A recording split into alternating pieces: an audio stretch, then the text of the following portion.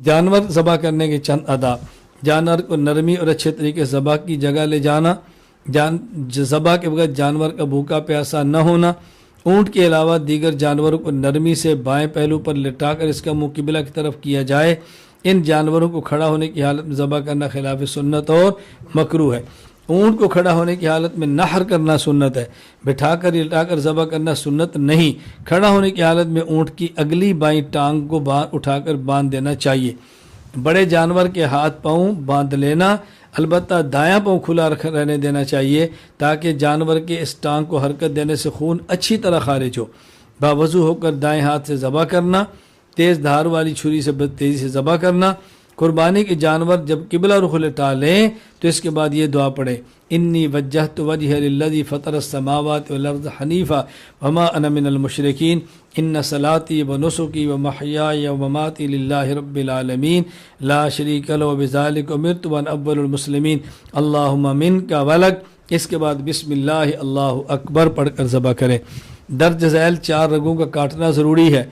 हुल्कूम सांस की नाली, मरई खुराक की नाली, वदजैन दौरान खून की 2 रगें जिनको शारक कहा जाता है। अगर 3 रगें कट जाएं तो भी काफ़ी है, लेकिन सिर्फ 2 रगें कट जाएं तो मज़बूहा हराम होगा। कुर्बानी का जानवर अपने हाथ से ज़बह करना ज़्यादा अच्छा है। हाँ, अगर ख़ुद ज़बह न कर सकता हो तो किसी और से भी ज़बह कराना जायज़ है। चंद मकरूह काम जिनसे बचना ज़रूरी है। नंबर 1, ज़बह के आलात को जानवर के सामने लहराना, इनके सामने तेज़ करना मकरूह है। इस कदर कुंद छुरी ज़बह करना कि ज़ाबिह ज़बह करने वाले को जोर लगाना पड़े मकरूह है। एक जानवर को दूसरे जानवरों के सामने ज़बह करना मकरूह है। ज़बह में 4 रगों के अलावा छुरी की नोक से हराम मग़ज़ नाली को काटना मकरूह है। ज़बह के दौरान जानवर का सीना खोलकर इसके दिल को काटना मकरूह है। ज़बह करते हुए जानवर की गर्दन तोड़ना मकरूह है। जानवर की रूह निकलने और ठंडा होने से पहले इसकी खाल उतारना, अज़ा को काटना मकरूह है। रात के वक़्त ज़बह करना जबकि रोशनी का से इंतज़ाम न हो, क्योंकि इस बात का ख़दशा है कि कोई रग कटने से रह जाए, और अगर रोशनी का अच्छा इंतज़ाम हो तो मकरूह नहीं, वगरना मकरूह है। ऊँट के अलावा दूसरे जानवरों को खड़े होने की हालत में ज़बह करना मकरूह है। ऊँट के ज़मीन पर गिरने के बाद इसकी गर्दन को 3 जगह से काटना, इसलिए कि बिलावजह तकलीफ देना है, यूँ काटना मकरूह है।